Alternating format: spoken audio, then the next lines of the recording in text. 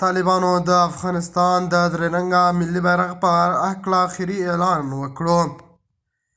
ذبیح الله مجاهد ویلي بیرغ وحي نه ده چې تغییر پکې نشي راتللی.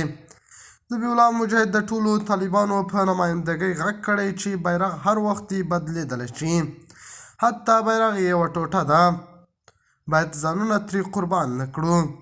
د خرابات ټي وي چینل درنو لیدونکو سلام، ستړي مشئ، وخت مو بخیر.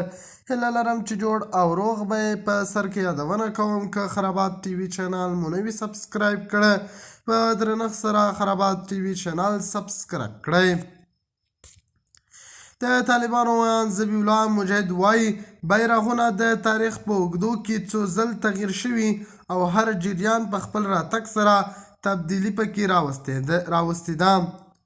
وړاندې زیاتوي بیرغونه څه توقیفي څه یا وحي نه ده چې پکې بدلون امکان نه لري.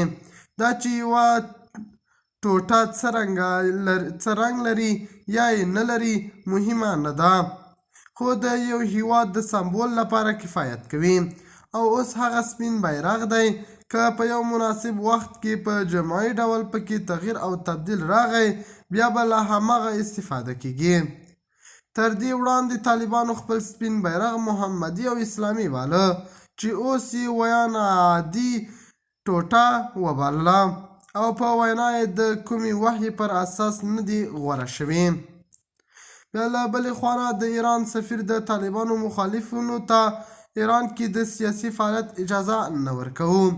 د طالبانو تر کنټرول لاندې ارګ ایکس پاڼې په کابل کې د ایران سفیر سید حسن مرتضی سره د مولوي کبیر د لیدنې په خبر کې د ایران د سفیر له قوله لیکلي تهران د افغانستان او ګاونډیانو هیوادونو ترمنځ د خرابو اړیکو پلوی نه دي او هڅه کوي له طالبانو سره د سیمې هیوادونو د مثبت تعامل ته لار هواره کړي.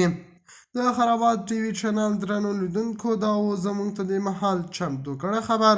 الله په امان سره بیا خیر چارې.